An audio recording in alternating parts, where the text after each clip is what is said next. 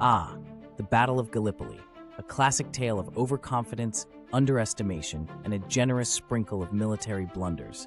This ill-fated campaign of World War I, lasting from February 1915 to January 1916, was a grand scheme by the Allies, primarily the British, to knock the Ottoman Empire out of the war and secure a sea route to Russia.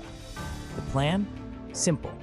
Force the Dardanelles, capture Constantinople, modern-day Istanbul, and bask in the glory of strategic genius. Or so they thought. Let's rewind a bit. The backdrop was a Europe gripped by World War I, with a Western front mired in a bloody stalemate.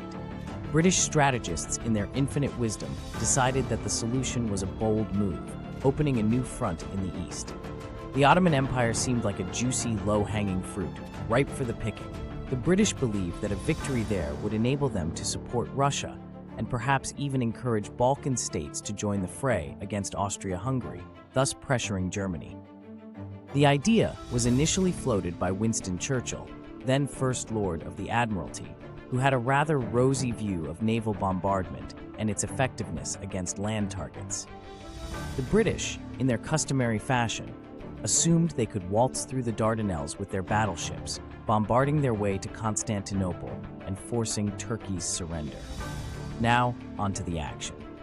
The naval bombardment began in February 1915, but let's just say it didn't go as planned.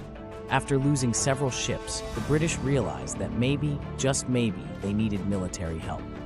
By April, they landed troops at Gallipoli, with the idea of capturing the peninsula and thus securing passage through the Dardanelles. But here's the kicker. They landed Australian and New Zealand Army Corps, Anzac troops, at the wrong location, resulting in fierce fighting and heavy casualties.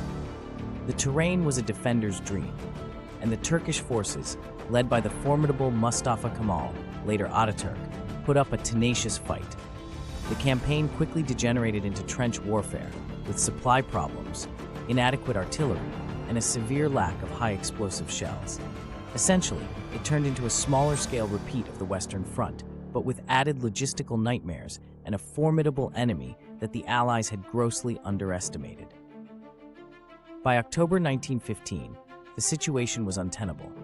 Sir Charles Monro, taking over from General Sir Ian Hamilton, recommended withdrawal. This decision was spurred by developments in the Balkans, which threatened to tip the scales further in favor of the Central Powers. Now, let's talk about the one thing that went right, the evacuation. In an impressive display of stealth and cunning, the Allies managed to evacuate their forces with minimal casualties. They used tricks like self-firing rifles and periods of silence to bamboozle the Ottomans. By January 1916, the Allies had withdrawn, marking the end of a disastrous campaign. In summary, Gallipoli was a textbook example of how not to conduct a military campaign. The British, with their underestimation of the enemy, over-reliance on naval power, and lack of a coherent strategy, led a campaign that resulted in heavy casualties, failed objectives, and a significant blow to their military prestige. It's a story of miscalculations, misguided assumptions, and a stark reminder of the complexities of warfare.